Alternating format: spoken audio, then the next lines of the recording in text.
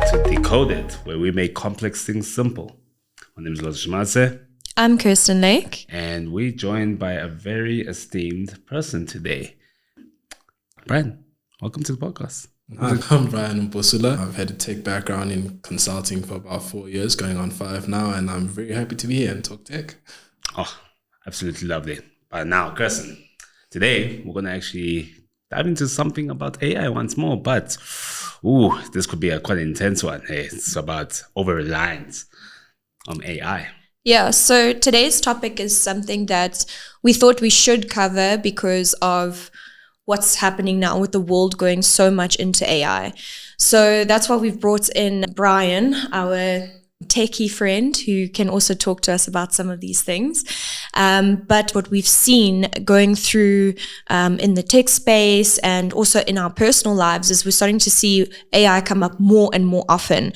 So we want to have the important discussions around sustainability, education, all sorts of things regarding that. But I think before we dive into that, Bryan, would you just tell us a little bit more about yourself, about how you fit in, and just give us some background there? I'm Bryan Mposula. I've had a tech background in the consulting industry for about 4 years. I've worked in a few industries while working in consulting, so finance, mining specifically, and essentially I specialize in making communication talk to our problems. So that's why I'm actually here today. I'm very excited to talk about how we're actually going to integrate AI, and are we overly reliant on this AI thing? Are we using it to the best of our ability, or are we essentially making it our intelligence? Is intelligence no longer in our mind and in our pockets? I think this is a really good topic to actually unpack and decode for us here today. Okay, so starting off, what is your thoughts? Do you think we're becoming over-reliant? 100%. I use AI for everything. Like everything. Everything. I think that's where the topic actually stems from. I think now when we compose an email, we have to fact check it with AI first. Are we losing the ability to actually write corporate emails by ourselves? Are we losing the ability to actually be independent thinkers?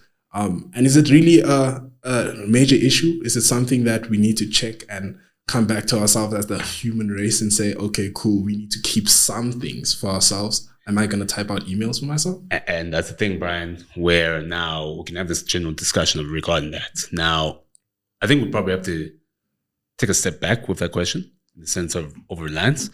I think in terms of our generation, I would say usually millennials and Gen Zs onwards, yes, technology's been part of our lives. Of course, millennials and the early Gen Zs, we saw the transition from basic stuff to now, okay, tech is part of our lives. Now, what's happening with this over-reliance now? Let's take the older generation. I don't think they're utilizing AI as much as possible. For example, let's check the new Galaxy phones. All of the Galaxy phones have Galaxy AI in it, all of them. But Kirsten, would you think your parents are using it to the best of its ability? Well, I mean, my father is also a software developer, so it's kind of not the best person to ask. So he is very much using it. But it almost begs the question, because I was actually listening to a podcast the other day, and what they were saying is that it depends on the type of person that you are, will kind of determine whether you are more of an AI user or not, right? So they are finding that executives are more likely to use AI because they are so used to delegating tasks.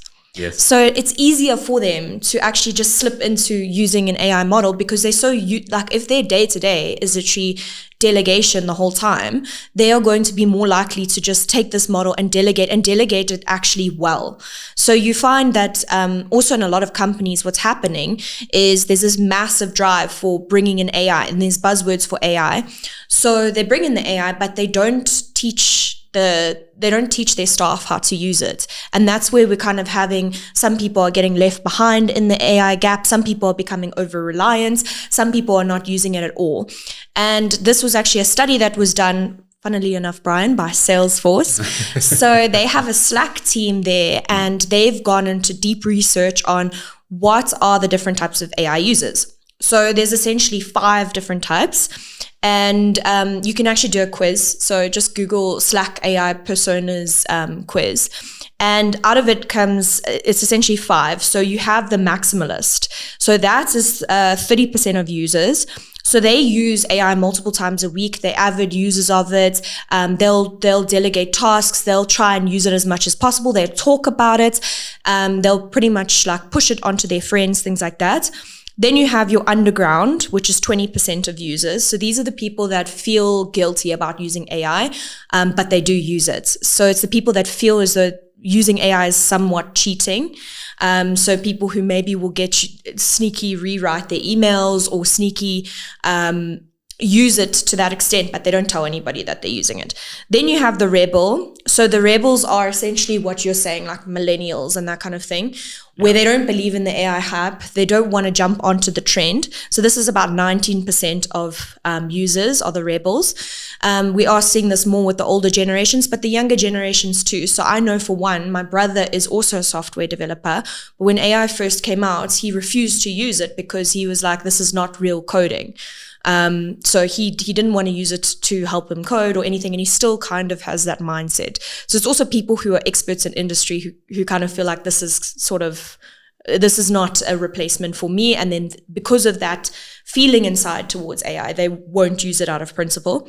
Then you have the super fan. So this is 16% of users, and I think we see this so much in our companies and in executive positions where you have a lot of people high up in a company that are maybe not tech-based, and they'll talk about AI, but they don't actually use it, or they don't know how to use it. Yeah.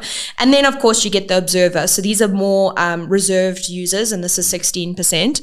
So they'll essentially like to watch how this is going to play out. They don't want to use it. They don't really want to talk about it too much, but they're open-minded and they're kind of seeing where things go.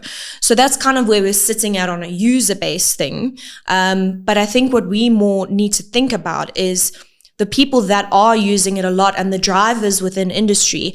Are we starting to automate too much? Are we starting to rely on it for too much of important tasks? With that one, I will 100% agree. I think not everything needs to be automated.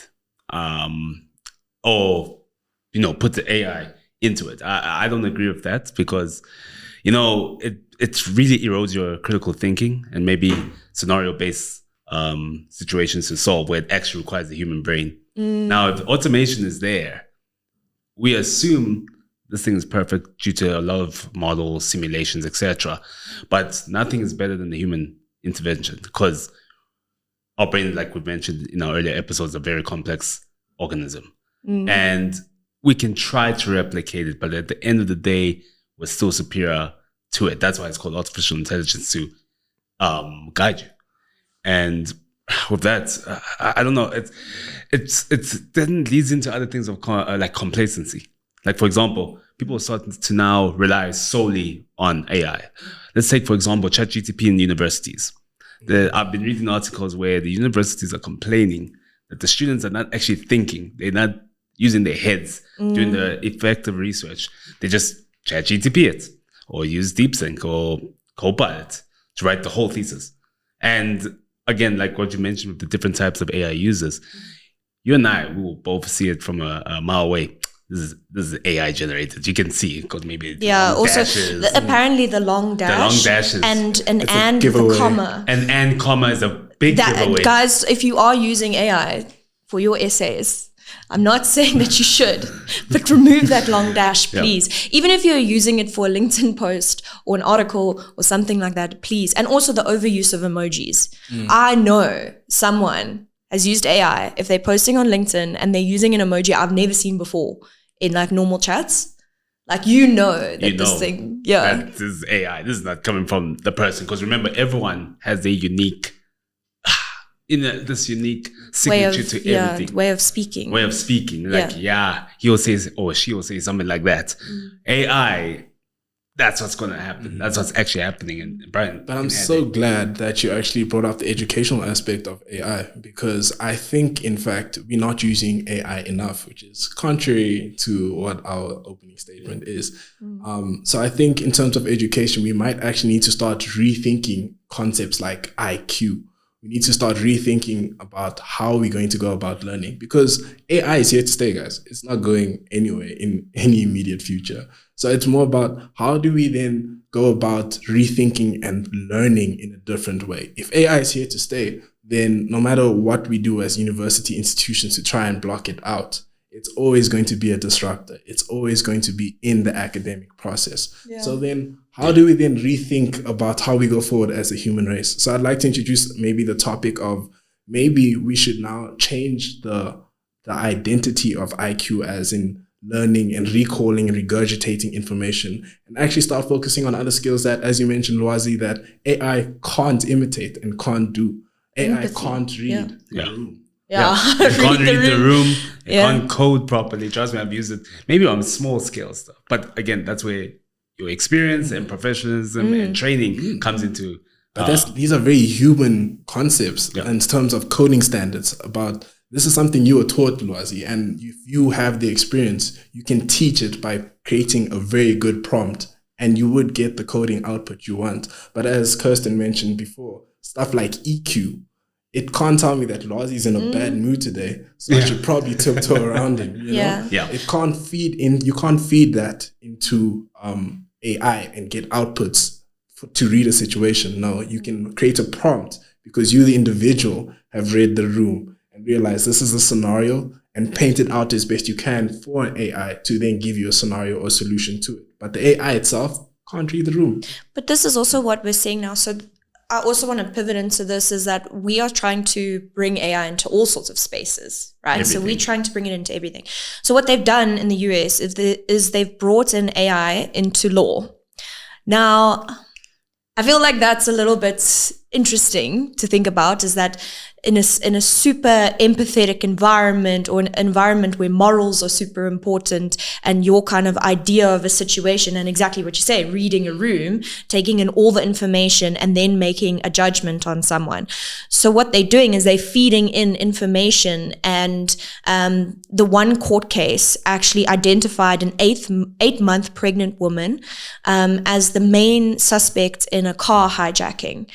Now, logically, us sitting here, we're like, that's really not possible. I know a lot of pregnant women, they are amazing, but I don't know if a hijacking situation would have been something that this woman would do. And she was falsely identified, by the way. But what happened was that there were other people that were they looked similar, and based on the video recordings, it had identified her. And she almost went to prison because of this, because people were becoming so reliant on the AI saying it's you. And now you have to now convince people, but like logically, guys, like how am I supposed to run? Like this woman's running in this video, like how am I supposed to be pulling this? Yeah. And that's the thing. And I'm glad some of these models that they're putting AI into everything, like keyboards or voices, etc. They do say that it can make mistakes. Yeah. There's a big disclaimer on that. They know it can make mistakes. Remember? Big ones. I mean, because think about it like, okay, so you have this AI model, and never have we had before something that we create to do one very specific task. Like if you think of an assistant, right? They have the context of the entire world and years of being alive in order to complete a task. Now, when I say this, I mean something as simple as like go to get a coffee, right? When I say to a human person who's maybe my assistant, I say, please, can you go and get me a coffee? They know, do not murder everyone in Starbucks to get me that coffee. They know that because contextually, they know that, murder is wrong, right? But if you give a single objective to an AI model, get me coffee, they don't have the additional context of how you should morally get the coffee, right? Yeah, prompt engineering, yeah. Yeah. It's not feeding it enough. Information like, don't cut the line. Please be polite at the cashier at the table. Also have the waiting time due to particular influx. Yeah, don't jump over the counter and start like using the barista machine. Yes, to try actually get the coffee. You're right about that. We mustn't. It all comes down to prompt engineering, actually. 100%. I think there will always be a need for human intervention with AI. So to say AI can run the the show by itself? Absolutely not. Because as you mentioned, Kirsten, we're not trying to have AI jump queues or murder people along the way to get coffee. Hopefully in the future we get more developed AI that can actually handle these inputs in terms of robotics and stuff like that. But currently we have like a big need for people with AI. It's not siloed work.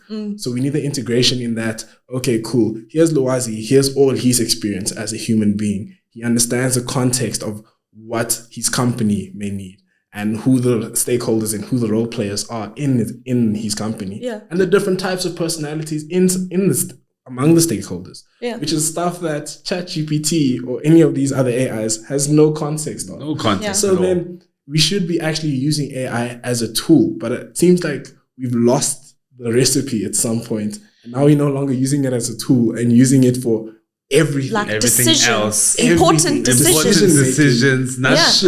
That we should be taking as individuals, because we have the full context. As you mentioned, assistant has 15 years of experience. She knows exactly where to go get the Starbucks coffee. She might know that there's traffic on certain days at certain times at this place, so she's going to go to one a bit further out, but she'll get it faster. Yeah. You know? So AI can't tell you this. AI might be able to point out the closest one, might be able to point out the traffic, but not all the other nuanced situations about it. Exactly. You will always need human intervention. Also to think, okay, so to explain to AI the nuances would also be a whole job in itself. Yes. Like to sit there and create the perfect prompt so that it doesn't accidentally murder everybody, or it doesn't accidentally jump the queue or offend everybody in a really like massive way, right?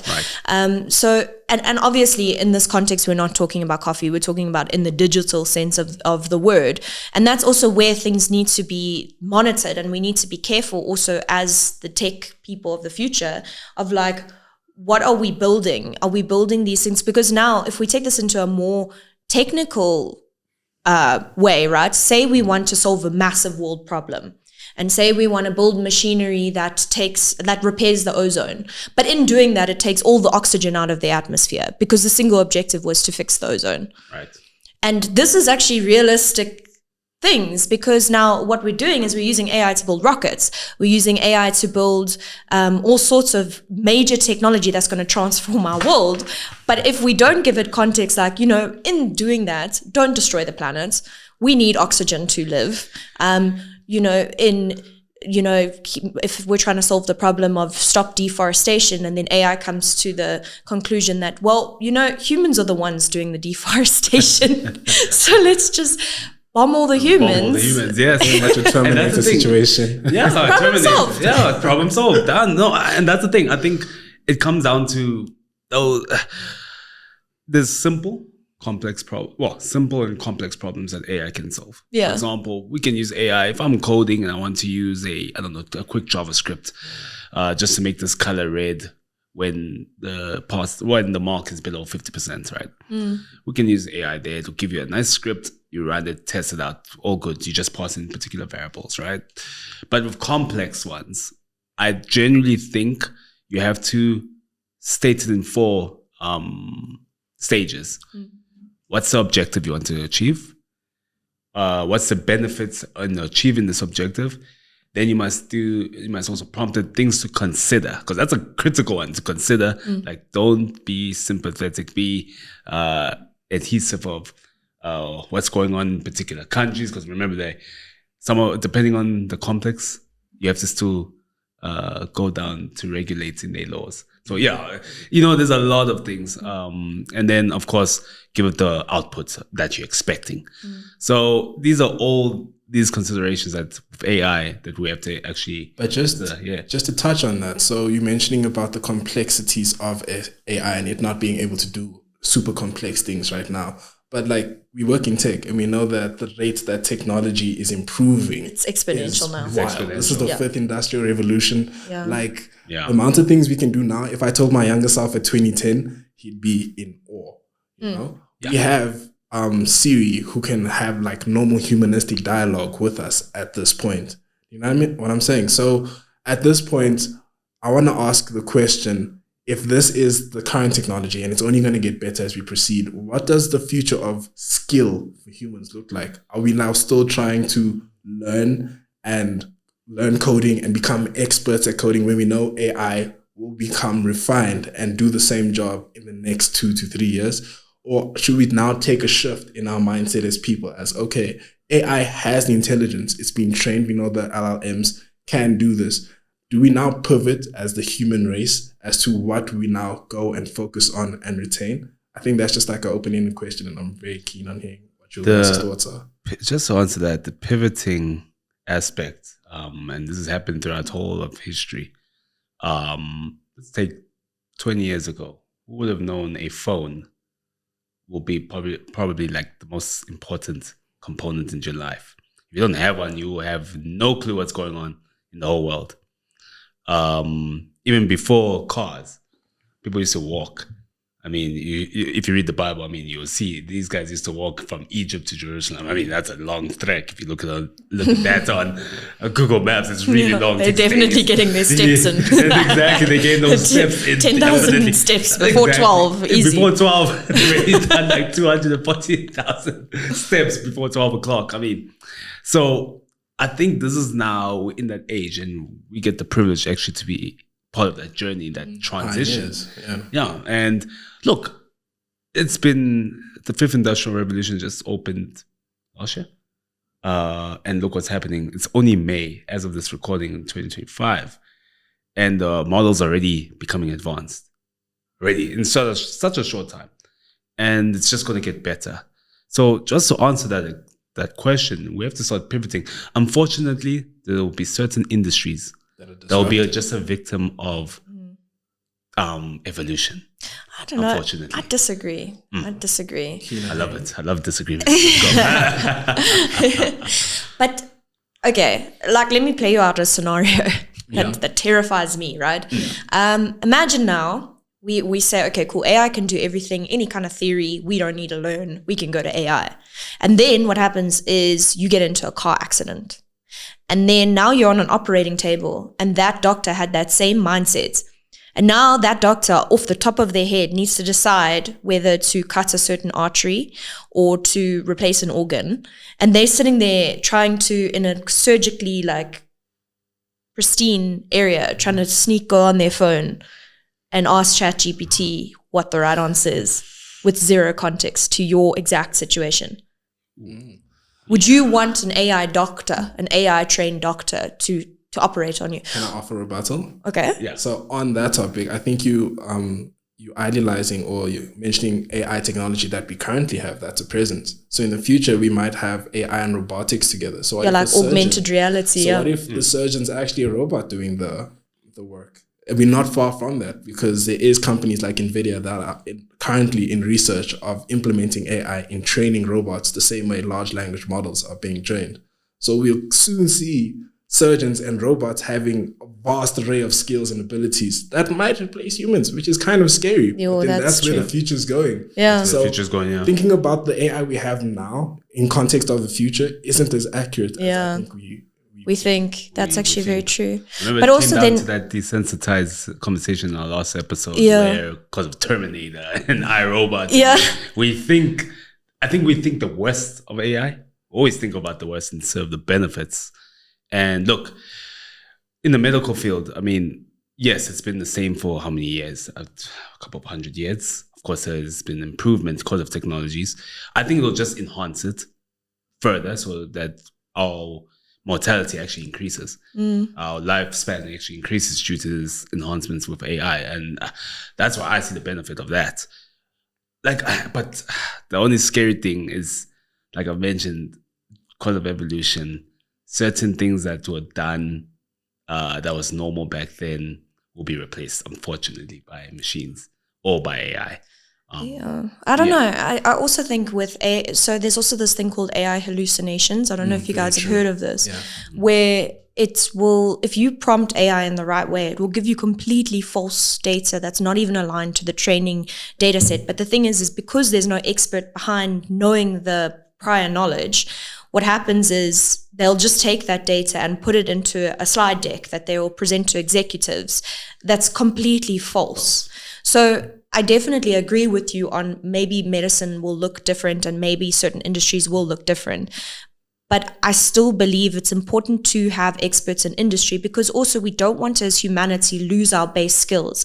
So for example, like you want engineers on some level in humanity to know how to build things.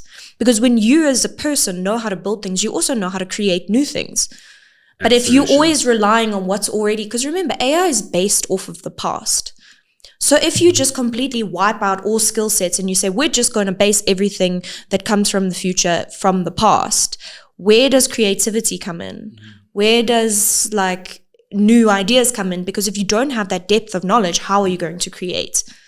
You can't create any further, because creation extends the knowledge base. Yeah. And again, in the context of engineers need to have critical thinking. They have to have problem solving skills. They have to have a logic.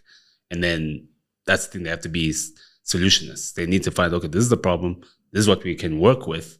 And these are the many solutions we can provide. And you're right, if we completely, especially at this time with AI, completely replace it, yeah, I see it's going to be doomed. A lot of, not just people, but companies will be doomed, because I don't think we're at that point where we can confidently say, yeah, this is going to be sufficient and run optimally. I mean, even, and I'll say it, anything in its early stages is not perfected.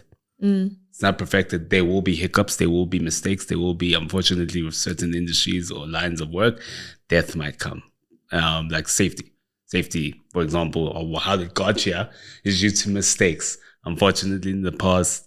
So I see AI in that same direction. So I wouldn't say it'll completely replace, but it's going to head in a couple of years. But on decades. I think, just to touch on Kirsten's point, I think there'll always be a need for specialists in every industry. I think the question, if we deep dive into it, is more on, so how many of the specialists do we now need? No, way less, yeah. AI is there. So like, what's now driving the economy? What skills will be needed in the economy? And on that, I think we're moving into a generation, we're moving from a generation that used to like go and find information. That used to be the key skill. The skill to go find the information, acquire it, get it from like the Google search engines. That's why Google was its thing. But now we have the information ready available. I think the next wave of professionals are the people that are creative, the people that can ask unique questions, that can think outside of the box, that, okay, cool, this is the new technology, this is where we are now. How do I apply new thinking to old problems? I think these are the next billionaires. These are the next people who are in demand in the economy. Not to say that we're not going to need doctors anymore.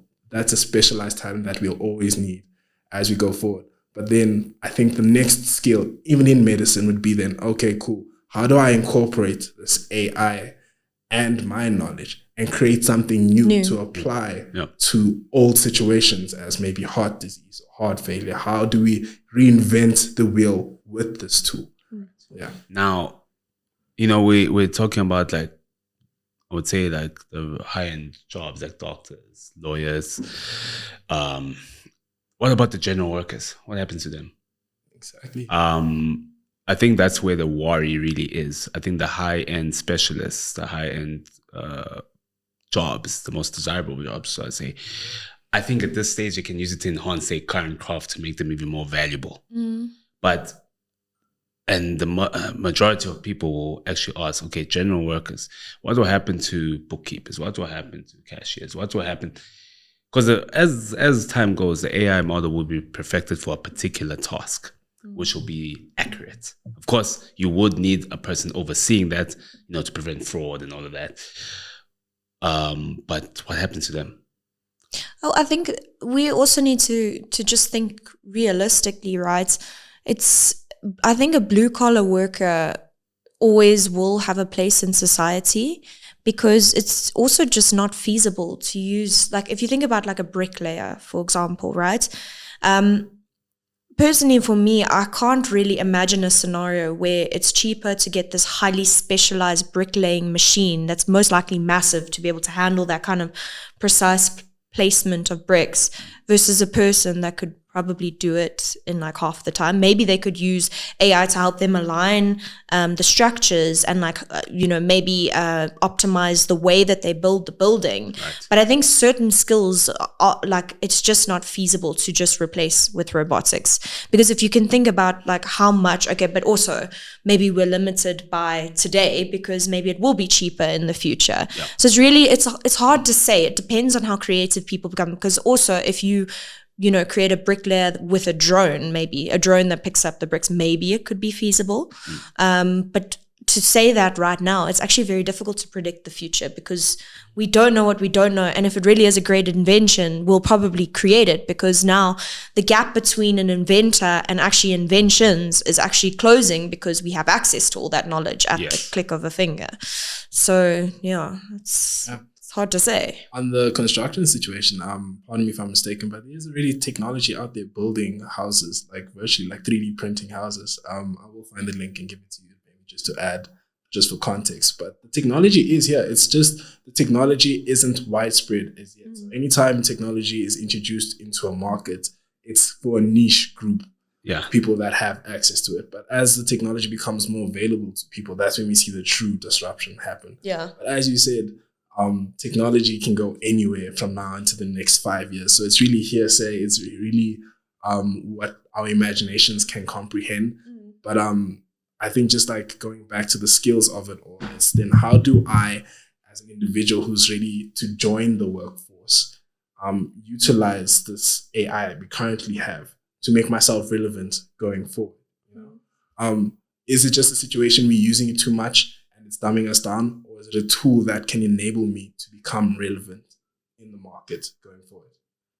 Yeah, I think the main thing is like moving forward, like if you want to make sure you stay relevant, you need to have some sort of sight as to what is happening in the world. You cannot just exist and just keep doing the same thing because we've currently, like you said, we're going through another industrial revolution and technology-wise, we've just come out of a massive bottleneck. So what happens throughout history is humanity goes through these bottlenecks where there's very little progress for like a lot of years, and then there's a boom. There's a new technology that completely changes the game, and then there's a rapid change in the way that things work. So I think the most dangerous thing that we can do as people is to become the person that is scared of AI, that doesn't use it, that doesn't stay up to date. And that's the whole point of this podcast, really, is to give people access to what is the latest tech, just so you know topically, okay, this thing's coming now. How do I prepare? Can I find a gap? Can I make myself relevant by learning this thing and maybe bringing it into the workplace and being the person that's driving these initiatives and driving these conversations? You will always be relevant if you manage to stay at the forefront of whatever's changing in the world. I think the most scary thing that we can do as people is just close our eyes and put the shutters on and pretend that this isn't happening. It's not happening, yes. And people are scared to embrace it. They want to run away from it. They want to say no, boycott it. It should be about embracing it. And we're worried mainly for the next generation. So advice to the next generation, and we'll hammer it down, whether it be the matriculants or upcoming graduates. Just open your eyes to the global economy, open your eyes to global markets, news, and keep up with the latest technologies. I mean, if your phone can have it, certainly you can research it. And that's what we have for today. And we thank you, Bryan, for joining us. Always a pleasure. Yeah. And Bryan will be also joining us for the next episode too. So stay tuned for the next release as well if you want to hear more about Bryan's thoughts on these topics. Yes. My name is Lwazi Shamase. My name is Kirsten Lake. And you just got Decoded. Decoded. Yeah.